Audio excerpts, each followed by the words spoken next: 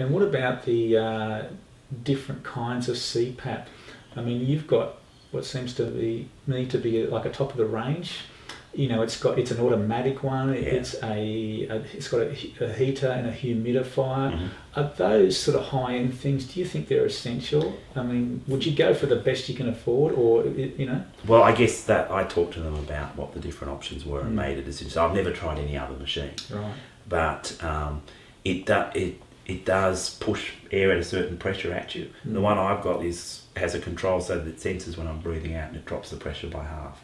So it has a very large range and can push air in at the right pressure for me. Right. So from that point of view, it's good. The humidifier, I think, is absolutely essential. Is it? In that if you've got air being pushed down your throat, it dries your throat out. Yeah. So what it does is it just puts a bit of moisture in the air so that your throat and your mouth doesn't dry out.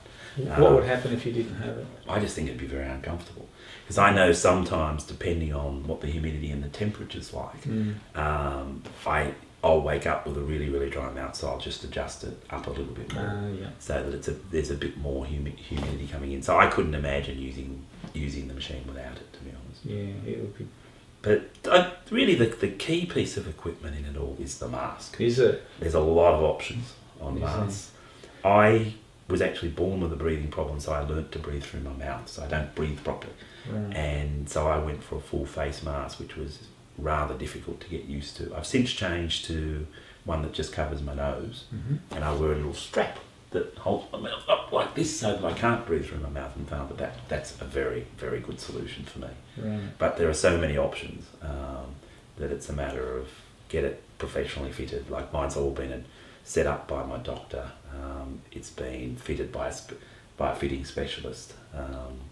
I'd be a bit nervous about just buying one over the internet. I think, there's various different types of machines. It can be set up different ways, and mine's set up for me. It might not work for you or somebody else. But certainly the mask has a big sort of comfort factor and usability factor, isn't it? I mean, you're talking about, you know, the first mask that you got. What was that like? Should we have a look at them? Yeah. Do you want to grab them? I'll grab them. I've only ever used two, so we can have a look at those. It looks like a bit like a spacesuit or spaceman outfit, but this is the original mask. It's this thing fairly large. It's designed to go over nose and mouth, so it's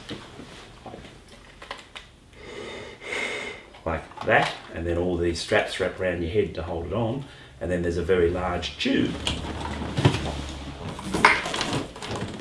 that connects to the machines. So it's not really a very good look. It's not a romance-enhancing piece of equipment. How comfortable would it be, this one? This is the first one you used, wasn't it? Oh, look, once I got used to it, it's fine. Right. The problem, of course, is that if you roll and bump it, it moves, and there's then the seal's broken and the air just pulls out and it stops working. Would you wake at that point? I didn't. But it's just not working. No, but the equipment's got a smart card in it, so that it can detect all those sort of things happening. You get a printout if you're sleeping and you say, oh, hang on, you're getting leakages, you're going to have to try another. So it's like having your own sleep laboratory? Yeah, pretty much.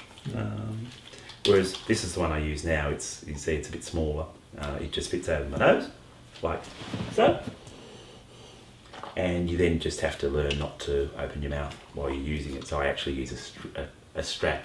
Looks, on the cartoons when they have the kids, you have a sore tooth and they got this thing wrapped around their head. Looks pretty much like that. Yeah, pretty much like that. But I tried that. That's 10 times more comfortable than this one. It is, yeah. This one's very much softer, and it fits your face better, and you just can't. This is a newer sort of. I forget what this is called. I think it's called the foot.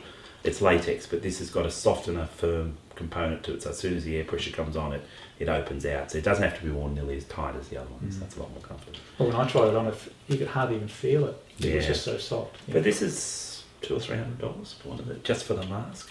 That's worth it, isn't it? Yeah, and then I find the silicone lasts about 6 months, and then it just doesn't work as well. All the oil out of your skin tends to ruin it. So, and the little foot itself's about $100, I think. But I get a new one every 6 months. Right, so $100 every 6 months. $300 to buy it out up front. Yeah. But the comfort is dramatically different. This one was, to me, was like a, like a scuba mask. It is, yeah, it feels like it too. Yeah. Yeah, and you couple it with then the hose, like, if you've got I've got a 10-year-old daughter, or 8, but she was only 7 when I started using this, and she has friends stay over, so I have to show it to them, because they'll get a bit scared if they see it in the dark. Yeah, it's pretty good. It's,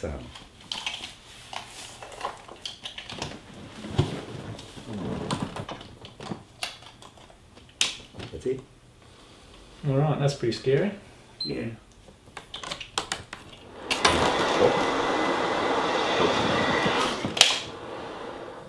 I don't know, people,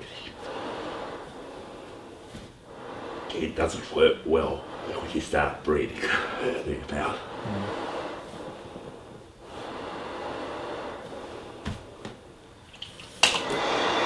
Feel the pressure. A very weak vacuum cleaner. Yeah. Yeah, I sort of describe it to people, just saying it's a reverse vacuum cleaner. Yeah. Okay, and what sort of tips and tricks would you suggest to people as they research this? And who's it suitable for? Who's it not suitable for? Basically, what would you, knowing what you know now, what would you tell people who are looking into it? I think this only works if the problem is sleep apnea, which is essentially these muscles here collapsing and closing your windpipe. Right. That's your problem. This will work. If that's not your problem, then it won't do any good. I think if you're someone who snores, or if you wake up every day feeling like you haven't slept, like every day, not just every now and then, but every single day, then you may have sleep apnea. Go and see a specialist. The only way to find out is to wire yourself up in a sleeping laboratory, which is a night in hospital, where they observe you and they'll tell you whether you've got it or not. Then I think it would be a matter of, talk to your specialist about what sort of problem you have, what machine you need. Other than that, if you really do have sleep apnea, then this is the solution. It takes a long time to get used to it, but it's definitely worth it. So work at it. The people who supplied me the equipment reckon that about half the people that buy it bring it back and throw it at them and just say, nah, it's too hard, I'll just survive as I am. Do you think these people just should have tried harder, or maybe. Do you think so? Yeah, maybe, but look, if that's your problem, it's potentially a life-changing solution, but it's not a permanent solution. There is no quick fix most of the time. You'll have this forever. Yeah, I said to my doctor, I said, it's a soft tissue problem, can't you just cut some of it out? But unfortunately, no, there isn't. So as long as I use this type of equipment, I will get the benefit. But if I stop using the equipment, I stop getting the benefit. There is no permanent fix at this stage, anyway. Okay, Peter. This has been a real eye-opener. I'm amazed. And it's lucky that you caught this 4 years ago. It could have been you've gone through your whole life without one of these. Yeah. And so if someone thinks they might have sleep apnea, they should go and see their doctor. Yeah. All right. Yeah. Okay, thanks very much.